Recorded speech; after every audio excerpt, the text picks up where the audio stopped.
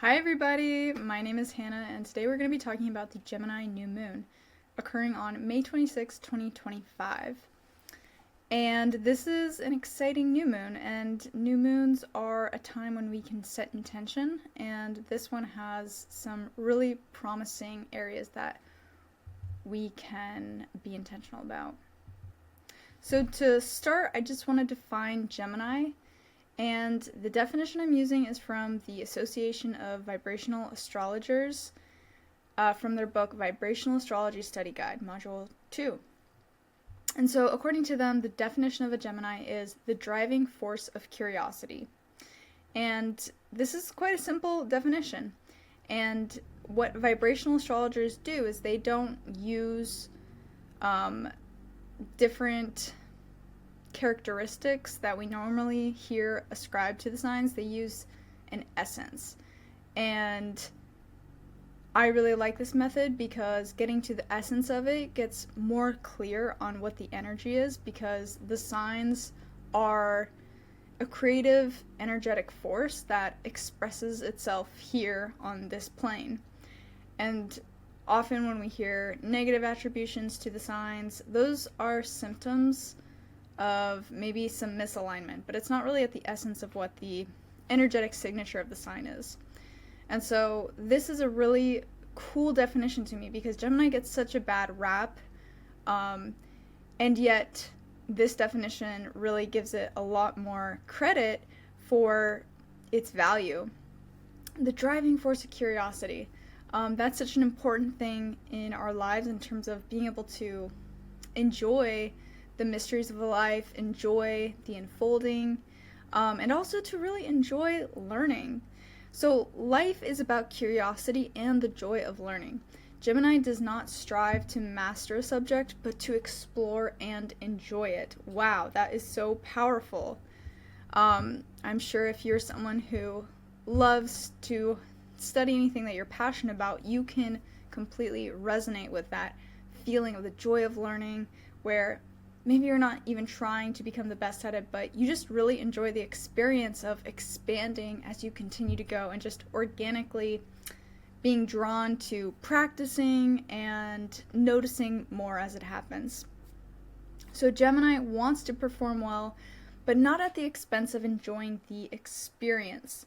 Rote learning, rote means memorization with little intelligence, threatens to kill the spirit of Gemini. Rote learning is kind of what you do when you have to cram for a test the day before the test, and so you study everything, and then as soon as you take the test, you can't remember any of it. That's kind of rote learning. You did memorize it, but it's not like you really understand the connection of it. You're not immersed in it. You didn't enjoy exploring it. You kind of had to do it for this task. And that can kill the spirit of Gemini, which is enjoying learning and enjoying being curious about life. And we definitely see that in the American school system, at least, how that kind of rote learning does kill enjoying learning as we go. So anyways, that's Gemini at its essence when we talk about this new moon today. Okay, so why do we observe the new and full moons? How can it serve us? So if you're into astrology, I'm sure that you're already aware of the language of new moons are a great time to set intention, and full moons are a time to let go of baggage or anything. It can be a shedding of skin. And I'd like to offer just a slight tweak to that might make it more powerful, and I'm finding that it's making it more powerful for myself. So in my opinion, what I'm noticing is that the new moon is an excellent time to, yes, set intention. And the way that we can set intention with it is that the sun and the moon represent the masculine and feminine principles of creation, and so when there is a new moon, they are right on top of each other. They're right on the same degree. And that is a powerful recipe for creation. So that's why it's a really great time to set intention.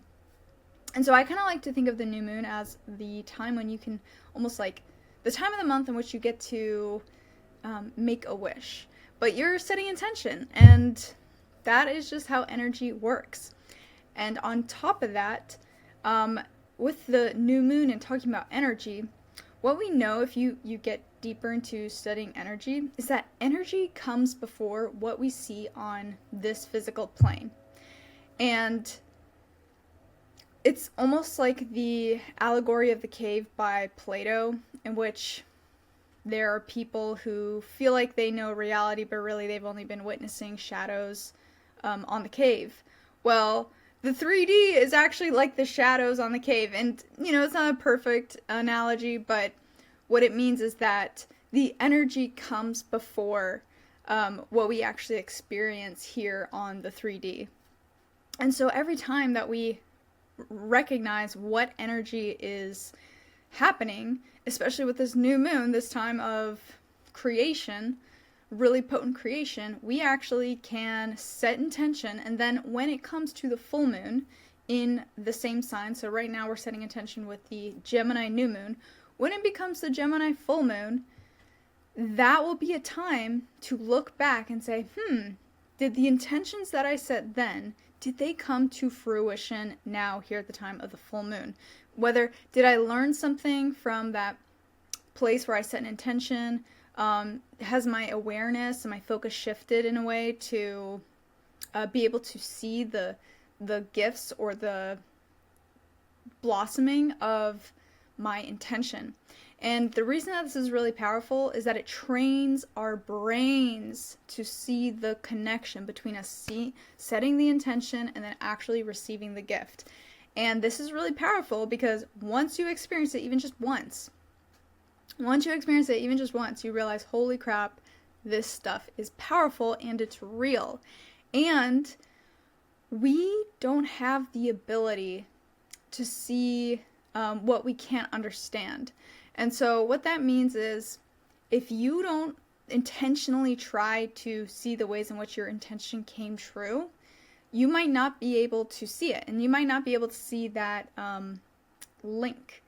And I relate that to the story of like the Spanish conquistadors and explorers, European explorers, that when they came, the Native Americans, they could not see the ships. Like, they couldn't comprehend that it was there because they didn't have the imagination for it. They just simply couldn't see it. They didn't see it. And it's kind of like that with the full moon, is that if you don't kind of prime your mind to see that the blessing could be there, then you might not be able to realize that it's come, or that it's there, that there was a link between you setting that intention. And so that's why this can be such a powerful practice. And I really think it makes every month super fun, because each month we have one new moon and we have one full moon. So that means that each month we have one opportunity to set a powerful intention that will come to fruition in 6 months. And we have one full moon to enjoy the gifts of that culmination time. And so I think that's just so fun, and I think it makes each month a really powerful new way to enjoy the month, and also just makes everything really fun. Alright, so now we're going to dive into the chart itself.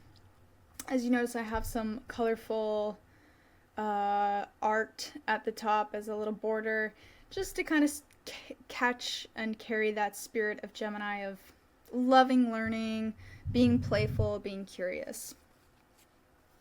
And so I just want to note 3 things before we kind of dive more into the aspects. The first thing is that the sun, between the sun and the moon, they have the same aspect. So I'm going to switch to the next slide. Yeah, this is the moon's aspects. It's the exact same as the sun's aspects, which makes sense because they're literally on top of each other. So they're all interacting with Mercury, Uranus, Neptune, and Pluto. Now the sun and the moon are in the 6th house. And the next thing that I want to note is the shape of the chart. So the most obvious shape right now is the overlapping trines that are happening. It's not just one trine, but you can see that there's multiple trines and they're overlapping on top of each other. The next thing that we notice is that there is a square with Jupiter and Neptune / Saturn. So Jupiter is over in 7th house, and Neptune is in the 4th house by that pink arrow.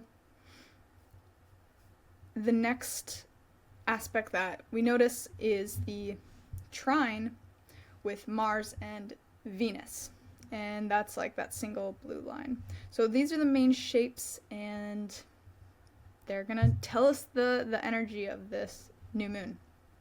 Okay, and then the third thing that I want to note is that, okay, in this concentration of the overlapping trines, the main planets that are contributing to that trine shape are Pluto with the purple arrow, and then Neptune / Saturn with the pink arrow, and then we have the Sun, Moon, and Mercury over by the orange, as well as a little bit of Uranus over there with the green. Okay, so we said that the Sun and the Moon are in the 6th house. So what is this about? As you noted on the first slide, I had some pictures of a woman working, some money, as well as a house. And these are all going to be relevant to this new moon energy. And so with the Sun being in the 6th house and the Moon, our focus is going to be on the workplace. The sixth house is all about our workplace, and it's all about our attitudes towards our work, how we go about our daily routines, and also what we need in order to feel satisfied in our daily work environment. It also shows relationships with coworkers. It can show relationships with employees or clients, the kind of service that you do as well. It also shows health, nutrition, and daily health routines as well.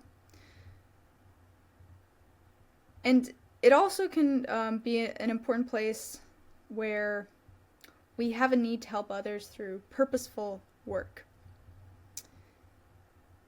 All right.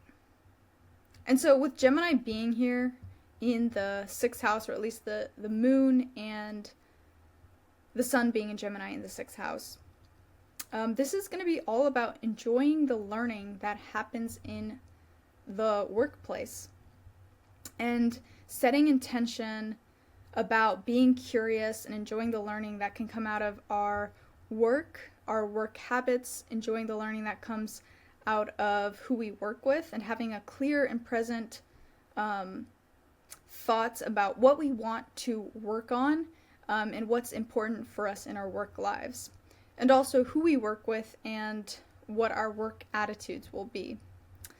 There's also a need to be spontaneous and have freedom to express attunement to the waves of cycles as they come. Being curious to the kind of cycles and changes that come, and having the workplace be able to actually reflect that unfolding nature of change, and being able to be receptive to it and be spontaneous with it. There's also a need to feel free and unrestricted by expectations and consequences.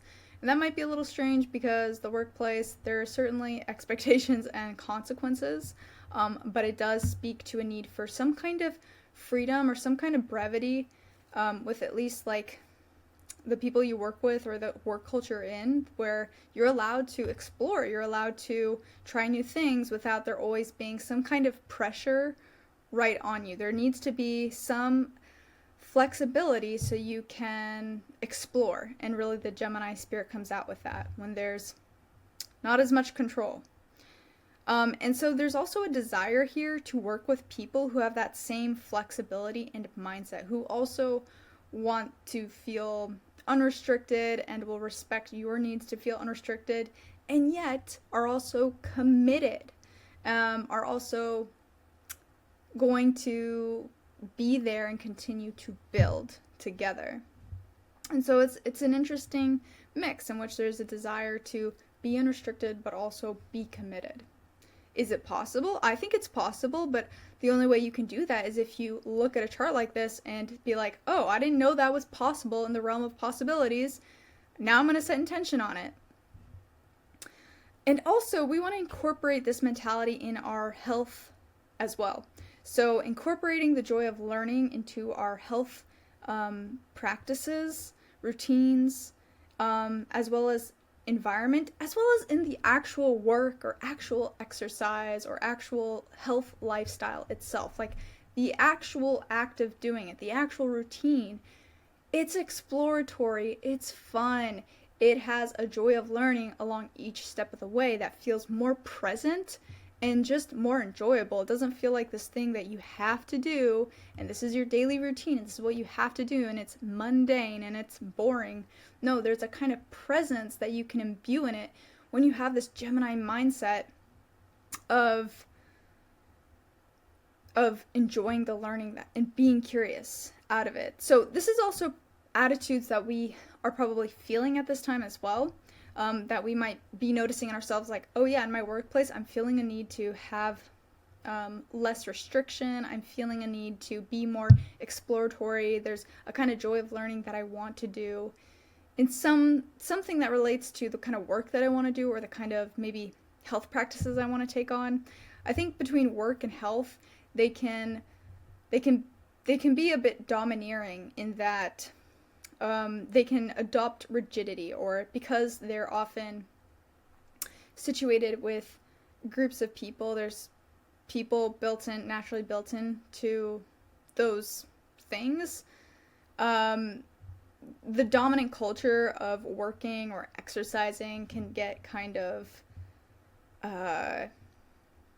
like I said, mundane, or there can be a kind of expectation of like, yep, you just have to show up and do the hard work, and this is what it is, and this is life. But Gemini challenges that and says, no, how can we introduce creativity? And Uranus says, hey, how can we introduce spontaneity? And Mercury says, yeah, how can we enjoy the learning that is happening on a daily basis? So also to note is that there is a natural free-flowing energy to have a present sense of attraction to the wonder and magic of dreams, visions, and ideals in your workplace and in your health lifestyle. So there will also be a sensitivity to the atmosphere and the mood, so you might feel more sensitive to how you feel in the workplace or how you feel in your health practice. And the kind of dreams that come to you and inspire you in your workplace or in your health practice are actually going to be informed by your inner world. This is the trine with Neptune. And what you're doing when you're not interacting with the world. That's what your inner world is. What you do when you're not interacting with the world at large. It will come from the sense of home that you wish to cultivate in your life and that you wish to live in. It also comes from getting really clear on what is essential for you to feel authentic in your space and for your inner self to reflect that. So the quality of that as well, as much as I'm speaking about incorporating a sense of wonder and magic and dreams, of bringing forth your authentic self, of developing your authentic self in your home life, in your inner world, that positively influences the work that you do and the way that you show up to your health practice. There's also Saturn conjunct Neptune, which removes superficial glitter and glamour to get to honest, sincere, fundamental, and long-lasting ideas and visions. And so as much as there is a dream to be authentic in your inner world, to know who you are, in your home, to allow your home to be and your inner world to be the real expression of who you are, and let that guide who you show up as in the workplace. Saturn conjunct Neptune, Saturn also just recently moved into Aries, isn't trying to make this all about glitz and glam, here's my magic dreamy life. It actually really wants to get to honest, sincere, fundamental truths, and it wants the vision to be honest, sincere, and long lasting. It's not supposed to be some flighty dream of, this is the real me. No, it is long lasting vision about who you are and expressing yourself in your authenticity. Another important aspect here is Mercury sextile Neptune. And this is the ability to see magic and wonder in life. And so it's feeling in attraction to fascinating, idealistic, and visionary thoughts. And so we might be feeling idealistic and visionary thoughts come up in our workplace or come up in the work that we're doing. Or maybe we're drawn towards people who inspire us to be like that in our workplace. Or maybe we want to work with people who have more fascinating and idealistic thoughts. Neptune sextile Pluto, this actually, if you look down now, I'm shifting out of the 6th house and I'm looking more with Neptune with that pink arrow and Pluto with the purple arrow. This speaks to our need for a mission and purpose. So Pluto is in the 2nd house and it's in Aquarius. And so there is an obsessive need to follow a dream or vision. And given that Pluto is trining a bunch of planets in the 6th house, trining the moon and sun, that obsessive need to follow a dream or vision is also coming out in our work, in our daily lifestyle, in our health practice. The work that we want to do at this time, or the kind of seeds of intention that we can plant at this time, if it lights us up to do this, is that our daily work, our daily routine, is following this dream or vision that we feel so much compulsion to follow.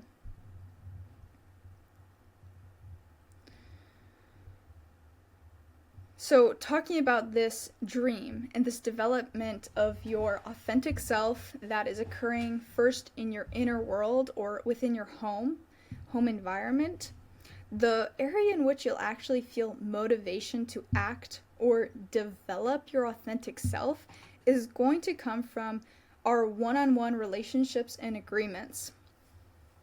And so for myself, I'm personally really feeling that because my boyfriend just moved in with me, so he's like an obvious presence in my home, and just by him being here, that's just a natural change, and so it's going to develop something about myself. Neptune in the 4th house, we were both really excited about this. This was a dream of ours for him to come here, and so what you're going to notice with that square, Jupiter square Neptune, is that Jupiter will be a place to motivate us to align more with our authenticity that we're wishing to develop in our inner world in order for it to come out in our workplace, in the kind of work that we do. And Jupiter square Neptune actually gives inspiration. Squares are very motivating. I know people can talk about squares like, oh, this can be a place of tension. And I think it can be a place of tension if it's not acknowledged. But squares are very powerful for motivation and helping you to take action. And so you're actually going to feel that probably someone on a partnership level or a one-on-one relationship level is going to be motivating you to develop yourself, or motivating you to seek bigger, more expansive fantasies or dreams about developing yourself, or being curious about your one-on-one relationship and how that develops who you are.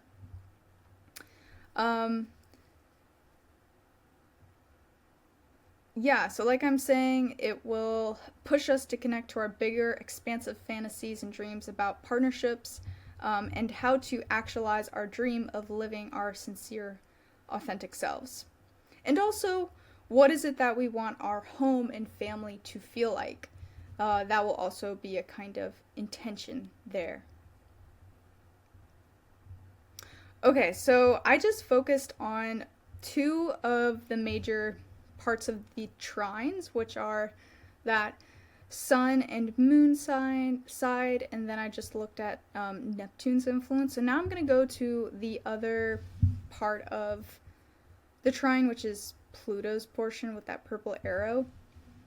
And so Pluto's influence here is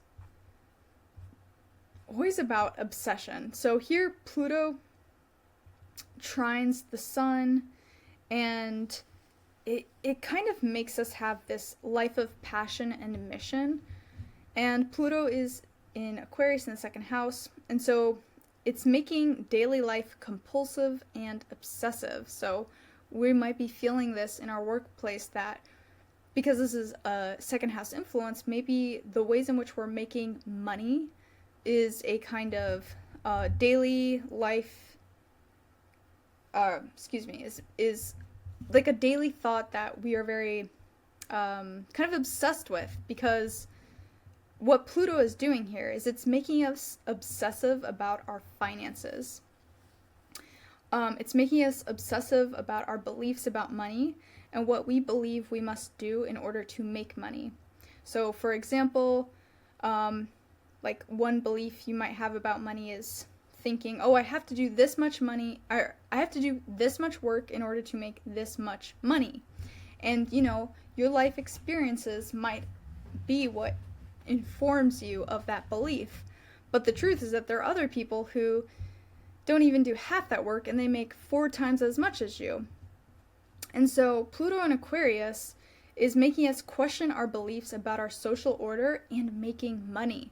So this is a very powerful, powerful time to set intention around changing our beliefs around money and what we're capable of, given where we sit on the social hierarchy, on the social order. And when I say that, I don't mean to like reinforce classism or any kind of caste system, but the truth is that we do live in a system in which having more resources gives you more freedom, more flexibility, in that you have just more options, more flexibility. And so I think when a lot of people talk about social order, of course, money and resources comes up, because it can limit how people move, and it can limit how people perceive life and what's possible. And so with Pluto being in Aquarius in the second house at the time of this new moon, it's really asking us to question our beliefs about money, especially our beliefs about ourselves and our social order, and how that influences or impacts our ability to make money. And so with the sun trining Pluto, we're feeling passion and mission in this area too, or we're feeling like the aligned work that we are curious about, that we enjoy doing, we enjoy the natural unfolding of, the natural learning of.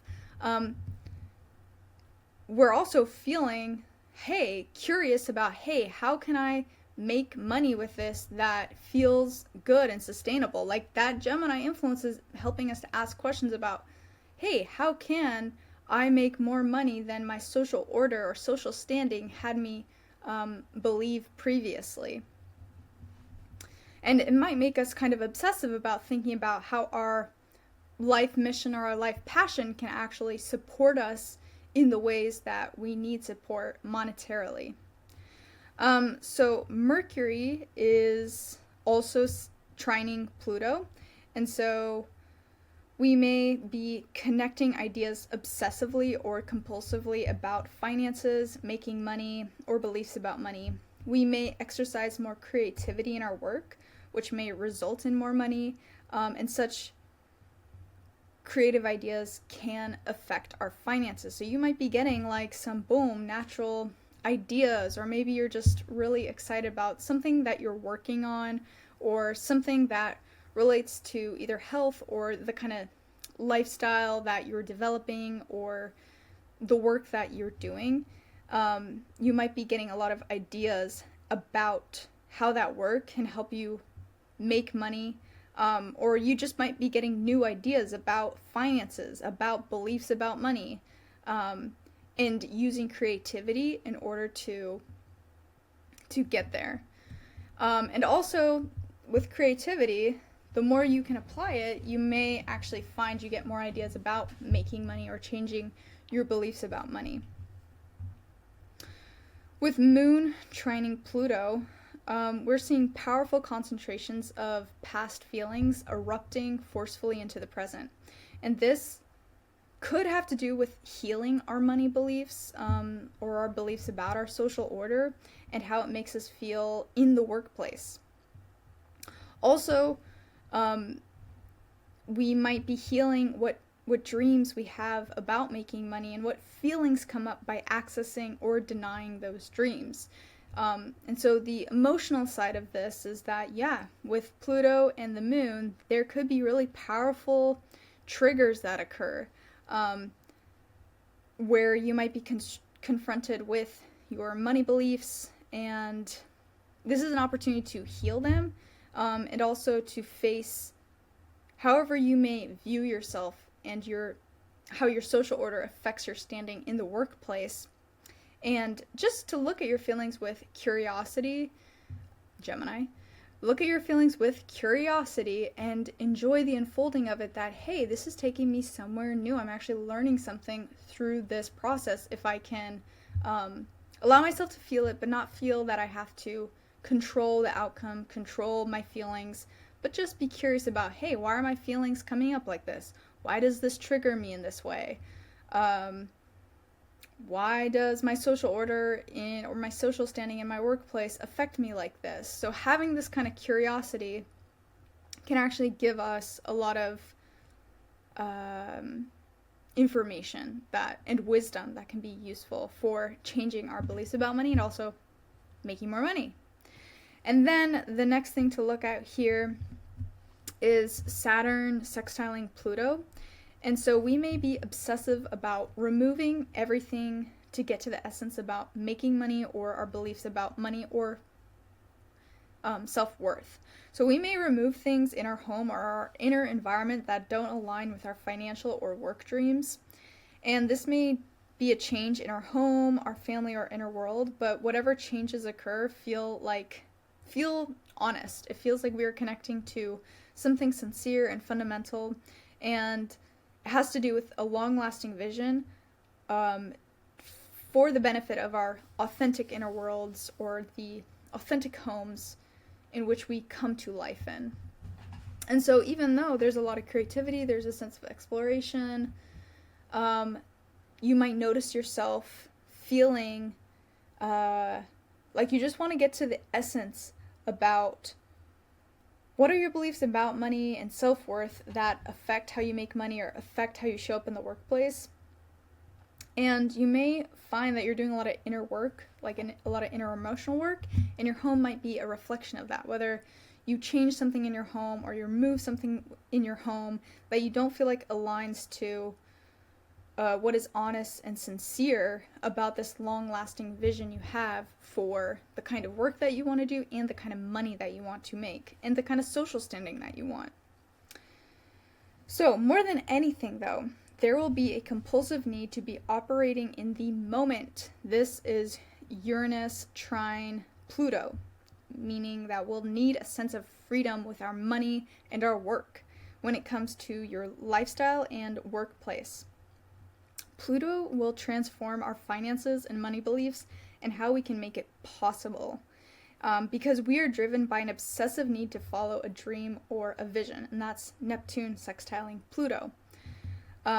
So we are driven by an obsessive need to follow a dream or vision about expressing and living from our authentic selves, and our authentic selves being the source of our abundance. Ooh, see, this is so powerful, such a powerful new moon.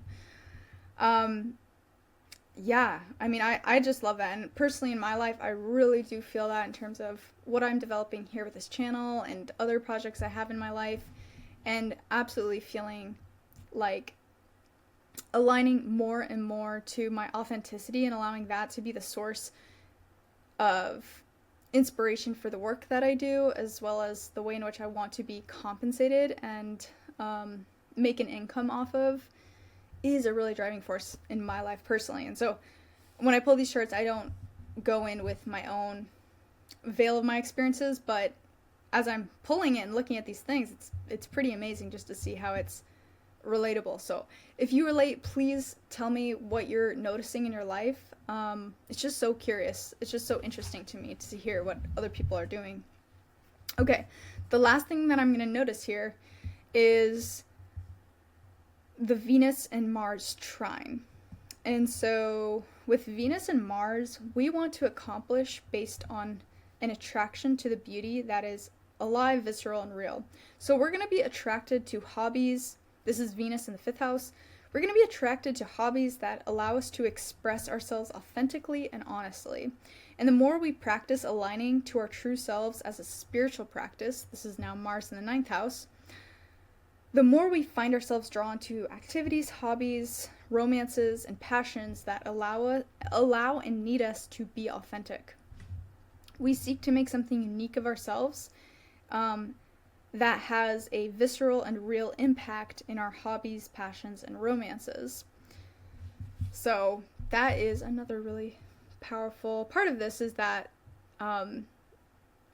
with that 5th house, Venus in the 5th house, it introduces a lot of fun. I also, just in the chart looking at it right now, I can see that it's pretty close to conjuncting Chiron in the 5th house.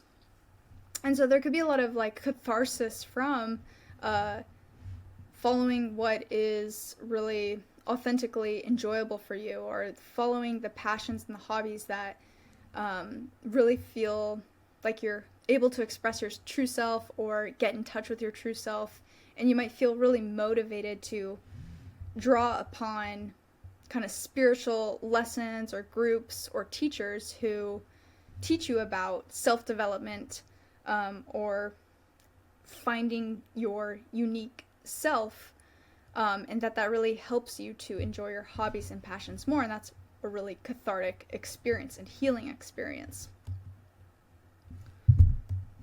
Okay, so in conclusion, overall, we are setting the stage to work in our most aligned and alive work environments with people who are curious-minded and love the joy of exploring and learning and love bringing that into the work that they do. We also want clients who are like this, and we also want our daily routines, whether it's health or work, to have this quality as well. To do this, to get to this place, we have to come into contact with our dreams of authentic expression and refinement of our inner worlds, our emotional states, and our homes, and have the ability to express it outward, which might happen through your hobbies and passions. We also are dramatically changing our beliefs about money and our place in the social order, and how we can make money in order to align to our dreams of being authentically ourselves and being able to live our dream lifestyles with it. We will find a natural attraction to hobbies and passions that ask us to express ourselves authentically, and we will see the development as a motivating spiritual process we wish to make real and tangible. Woo! Oh my gosh. What a fun energy. This is just, to me, so uplifting and so inspiring, because to incorporate this into our daily lifestyle, to make our work have this, level of playfulness and curiosity, is in itself very rewarding. And then to also bring in the influence of Pluto, Saturn, and Neptune about aligning to dreams of connecting to our authentic self, and that authentic self being the source of our abundance, of how we create our resources that fulfill us and allow us to push through any kind of blocks we have surrounding money or abundance, or our perception of our social standing, is so powerful. And I think if you do set intention in these areas, whether it's about beliefs about your money, about being in a workplace that has this kind of mentality, and also about doing that inner work and developing your authentic self, and that being a motivating force and allowing your one-on-one relationships to influence you in that way, I'd be so curious to see how we grow 6 months from now and just what can come from that, because this energy is just, wow, it is so beautiful. So if you enjoyed this video, I would love it if you would like this like this video, comment, and subscribe. You know, set what your intentions are in the comment, let me know. And yeah, I hope you have a good one, and I hope you take some time today to set intentions. I'll see you in the next one. Bye.